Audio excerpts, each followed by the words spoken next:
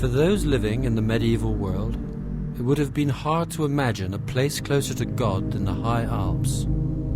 Spars of rock pointing heavenwards, higher than any other, pierce the sky. Monte Bianco, Mont Blanc, the White Mountain. Beneath this mountain lies Aosta, a town of ancient origin, Roman garrison town at the southwestern crossroads of the Alps. In 1033, in the hamlet of Grassin, across the river from Aosta, a boy was born who would grow up with a perspective of these mountain peaks, and they would create in him a sense of wonder. His words would ripple down the centuries. His name was Anselm.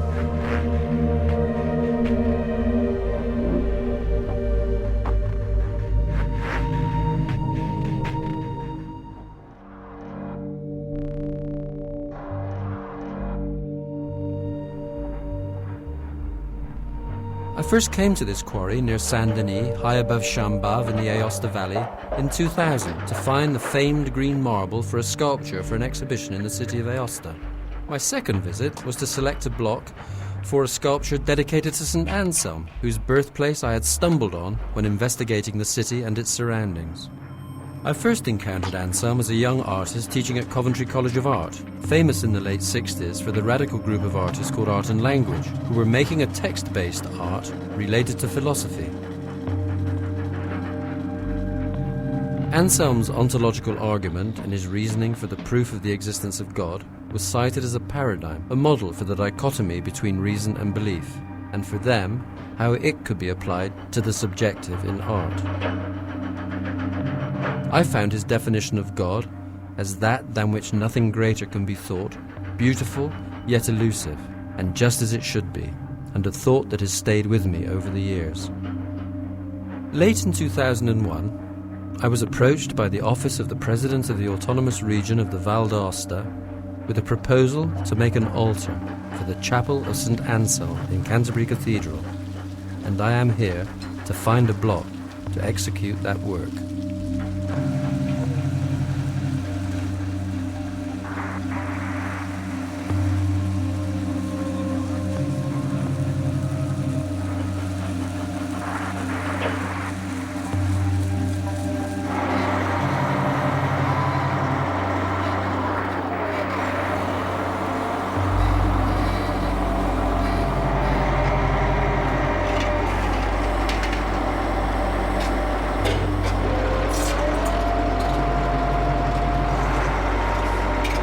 The selected block has been transferred to the Meningoni yard for transshipment to Carrara.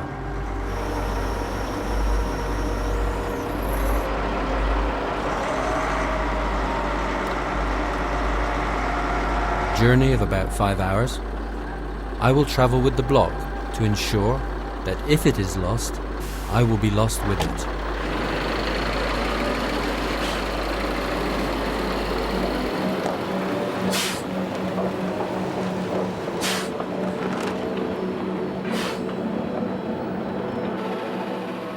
Great engineering skills have been exercised to carve out roads into these steep valleys.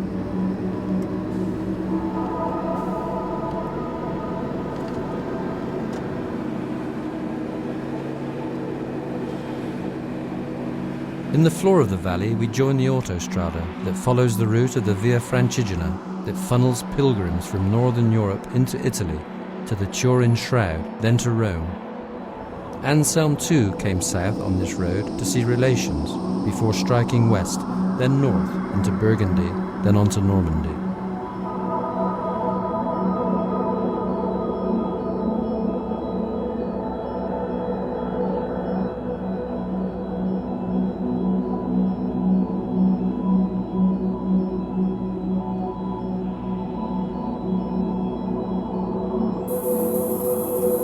We cross the Alpes Maritimes towards Genoa.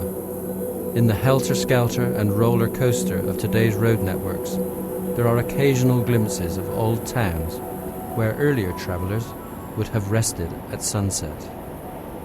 We join the miracle of the western coastal autostrada. Steven, sei stanco? No, sono abbastanza buono, puoi guidare un po'? Vuoi mi guidare un po'? Ti faccio guidare un po' te.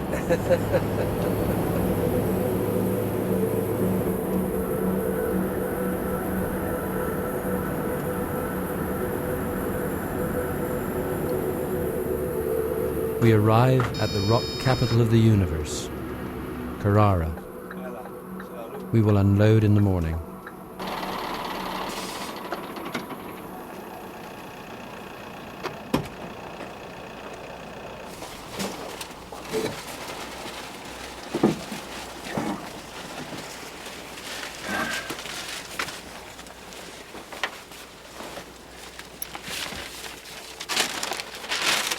Grazie ancora.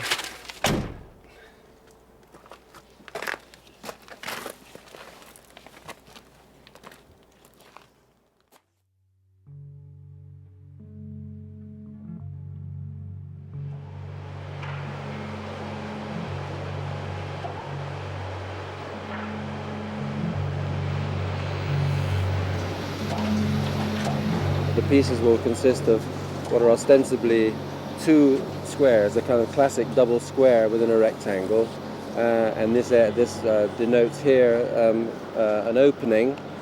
These two separate slabs, if you like, frame an opening into the interior space, which is the interior space, if you like, of the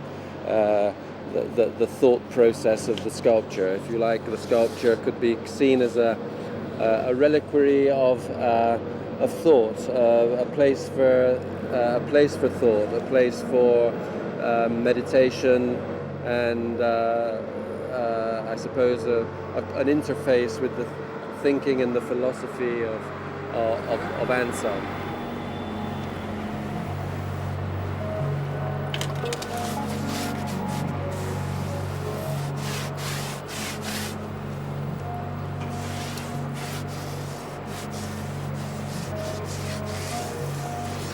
Just to visualize the size of the altar in this stone. It may seem this is a very small piece of this massive block, but it's just an idea just to get the scale of a person standing, a priest if you like, standing next to the block who may be presiding over a service, and just as a way of getting an idea of the scale of it, I'm just, if you like, drawing in wet.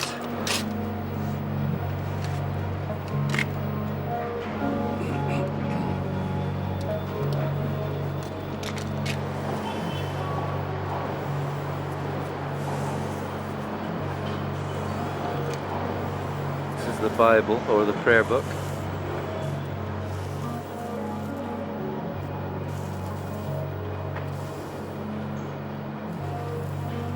Today's been an opportunity to study the block really for the first time, to get close to it, to study it for defects that may be there, to study the patterning in the surface, the veins that go through it, all of which may be able to help me make a more interesting composition, if you like, because these images on the surface, in the surface, the mark of nature in these stones are things that can be exploited. So I'm looking for every opportunity of working with nature to find a voice, a way of expressing the idea behind the altar for the cathedral in Canterbury.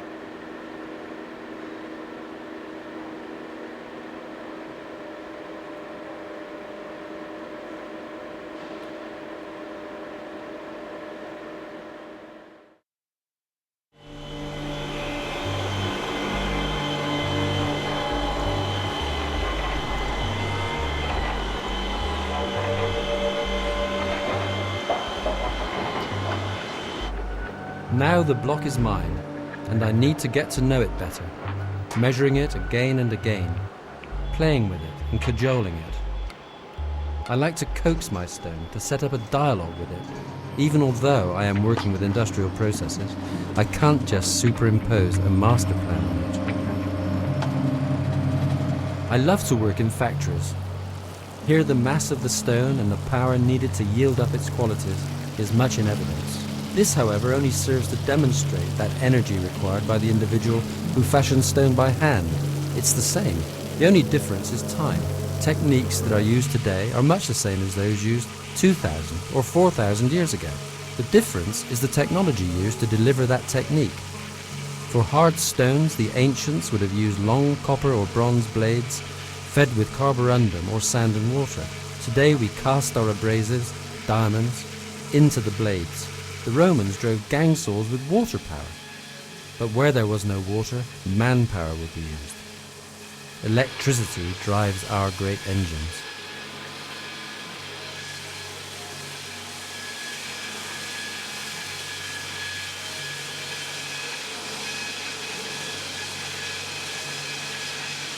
Standing here watching the cutting, it's occurred to me a method of maximizing the use of the block.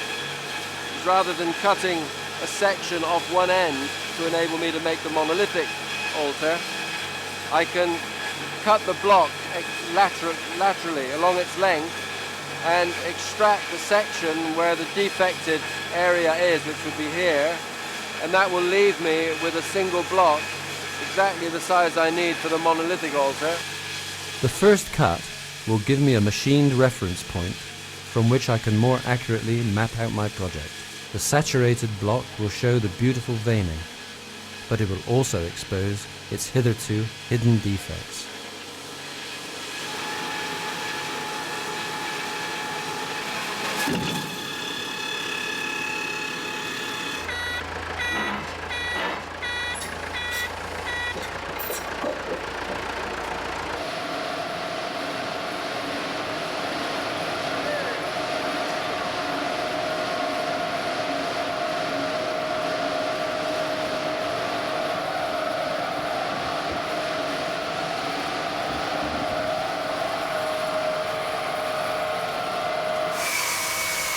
The processing of the blocks by wire and gang saw has produced slabs of the required thickness. The slabs in their turn have been processed in a polishing machine that exerts tons of pressure to produce these mirror surfaces.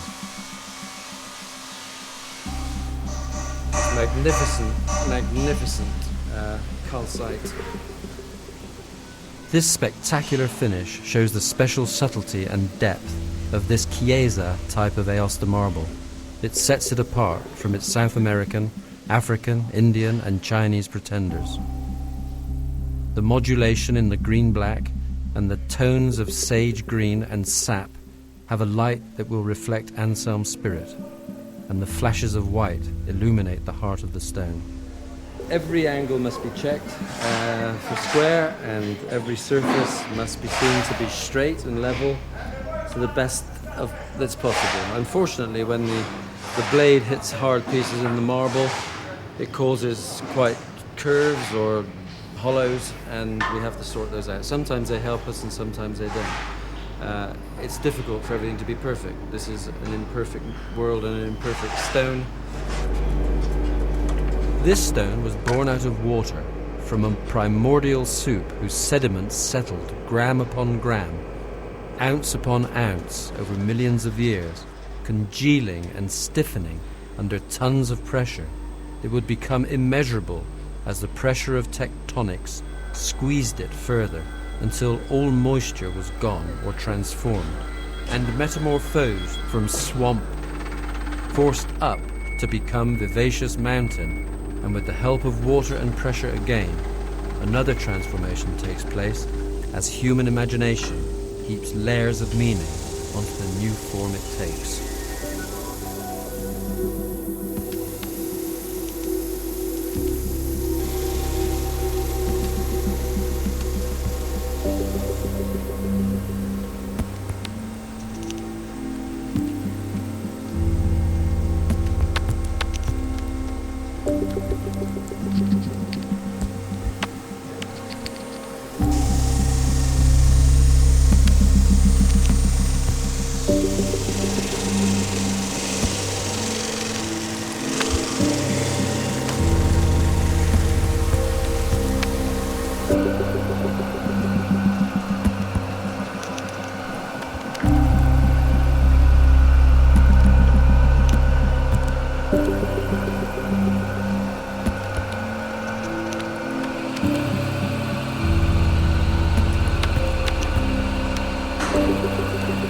When I began to make the altar, I had in mind the extraordinary event of making another sculpture called Interior Space, the first one that I made, in which there was some quartz veins. It was a breccia stone from Egypt. And without really thinking too much about it, I did use this particular marking to give me, on one side, a sense of going inside the box, inside the interior space, and on the other side, the lines became a representation, if you like, of a valley. In one sense, the front side of the sculpture showed a pathway with the perspective going in one direction, but on the other side, like a symbol for a valley. And sure enough, I looked at the sculpture from one direction, from this direction, and the peaks were cut off, and there were maybe one or two peaks which could be seen as images of the snow with the sun behind. And then I stood down the other side and looked from that side at the valleys. And Claudio Fornai, the man I'm working with, said, "My goodness, this looks like the outstretched arms of a crucified Christ." The plan for the sculpture is very simple, but then to work through the emerging images that are contained within the block, which are there unknown to me at the outset. And so the story of the making of the altar for Anselm's Chapel in Canterbury is drawn out in my sketchbook from possible procedures, possible forms a sculpture might take, cutting the block, avoiding defects, using the veins, and hopefully everything will go smoothly and that everything fits together and shows the layering of symbolism from the veins. Let's just hope everything works out all right. The lines coming down symmetrically like the lines of a valley, peaks of snow, ridges of snow illuminated by a setting or a rising sun, lightning flash. It's a sense of energy, I think. It is not that we understand to believe, but it is that we believe so that we shall understand.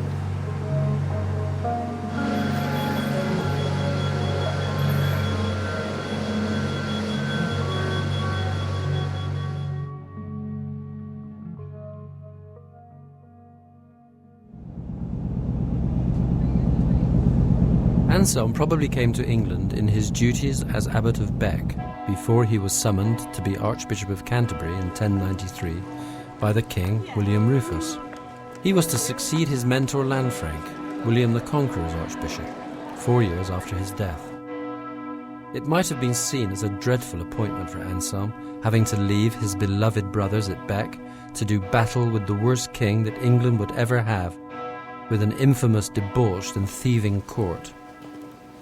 However, he was not only succeeding his mentor as he had done as prior at Bec, he would be ascending to the throne of St. Augustine, who had been Archbishop 400 years before, and against whose intellect Anselm had sharpened his own. I have followed Anselm to Canterbury from his birthplace at Aosta, via Carrara, the altar passed by Aosta, and through the Mont Blanc tunnel crossing the English Channel to be here at the chapter house at Canterbury Cathedral. There is a sense of trepidation as the crates are opened, and for all the rehearsals of its assembly performed in Italy, unknown genies may have made their mischief.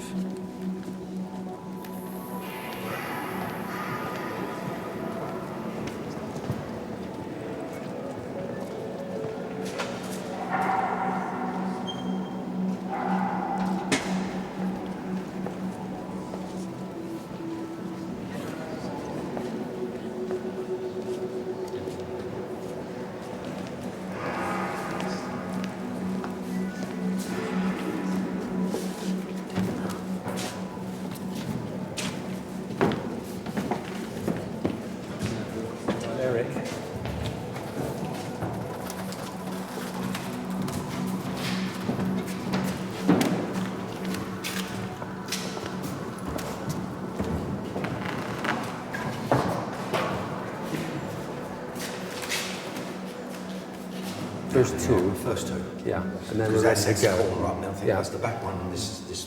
Okay, then we can do that. I think the next one to come out the box is the back. Yeah. And it's left side, so that's the one. Yeah. Right, so I'll spin it around then, Tom.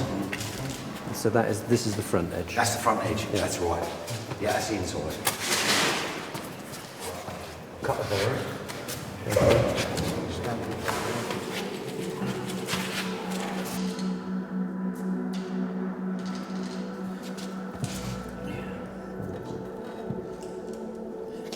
Touch up, Steve. That's it there.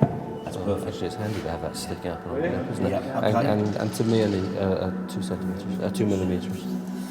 Yeah. So here we have a gap where because the 1/8 of an inch, 2 millimeter, 3 millimeter thick lead is actually raised it so that I can see this floor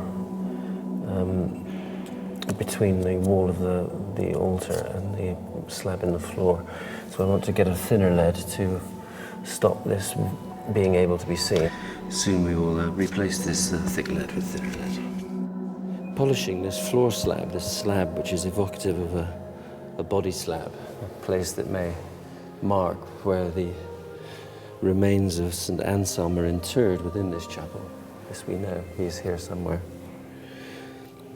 This focal place, now as I'm polishing it, reminds me of all sorts of things. I like the idea of this reflectivity, although it won't be seen by anybody really. There's a reflection of this floor slab with the ceiling of the interior space of the altar. And each wall facing the other wall will reflect upon itself, giving this metaphor for infinity.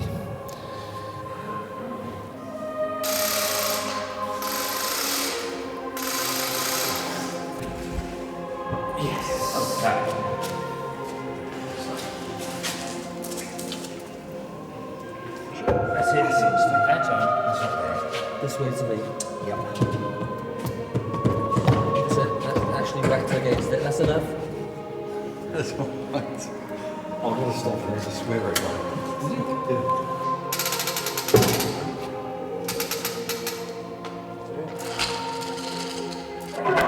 Okay. Right, now gently down, boys. Afraid there's nowhere I can get. Yep. Finger, Stevie. Well done, boys.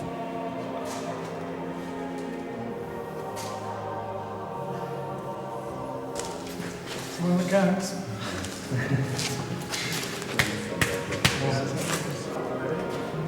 One, two, three.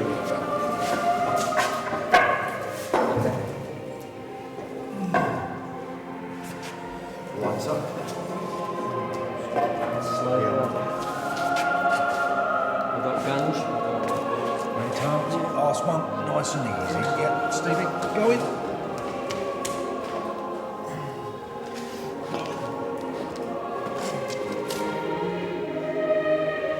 Here we are, about to reunite Anselm with something of the mountains he walked as a child.